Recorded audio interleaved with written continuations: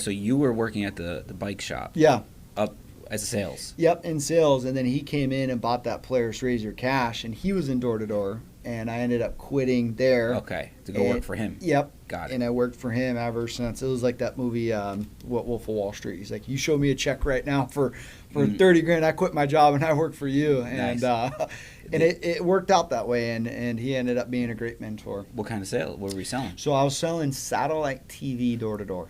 All right. All right. How long ago was that? Man, this was about 5 years ago. Satellite TV. Yeah, 5-6 years ago. All right. So Yeah. how long did you do that for? So I did that for about a year and a Okay. half, when I was still kind of dabbling in the real estate space too and trying to figure that out.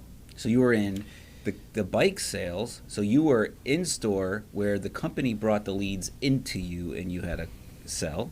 And then you had to go cold turkey into going out to the people and knocking on the door and getting. What was the major difference in between those? Yeah, I mean, I think that Or some learning lessons. Yeah, I mean, I think the door-to-door side has taught me a lot about just the constant rejection. It's different when you're knocking on someone's door for them to tell you no than for them to walk into your place of business and then walk out. It's just a different type of rejection. So it really taught me to get comfortable with that rejection. And also, it thickens your skin in a sense that, the amount of times people have said, oh, go get a real job, or, you're never going to be successful. Why are you knocking on my door, calling you all sorts of names? It really gave me a burning passion. It kind of put a chip on my shoulder, Okay. if I'm being honest, Yeah.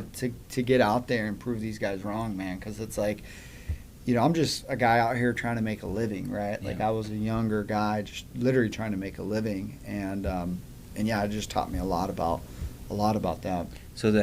So going from a business that you get a check probably with commissions. Yep. You went straight no commission, just knocking on doors.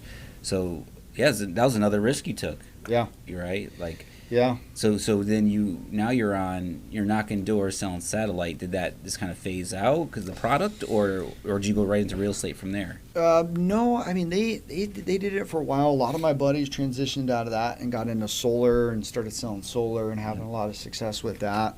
I always just loved real estate. I always, saw the guys, and there's guys here in the valley, that I grew up literally watching on Instagram and Facebook and, wherever I could get my hands on it.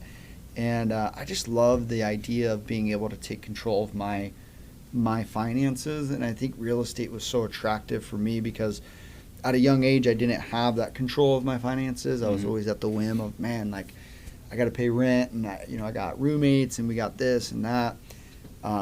So I just naturally kind of got, just kind of gravitated more towards the. So it was more social media just exposed. It wasn't like, hey, my mentor is flipping houses or has a couple rentals. It was just more you searching and being aware. Just kind of getting aware of it. And then once I really decided, like, hey, I want to do this real estate thing, I bought every T-shirt, every lanyard, every little thing, poster. I used to have. If you used to come over to my house, like, why do you have a brokerage poster? Like, you have a poster of a brokerage here in town, and it's like, well, yeah, I just immersed myself into it. And I didn't even ask, is this all in Phoenix? Yeah, Okay, yep, this was all here in Phoenix. So, but yeah, it was just You're obsessed. Yeah, just get obsessed. Yeah, Exactly. there you go. I can tell.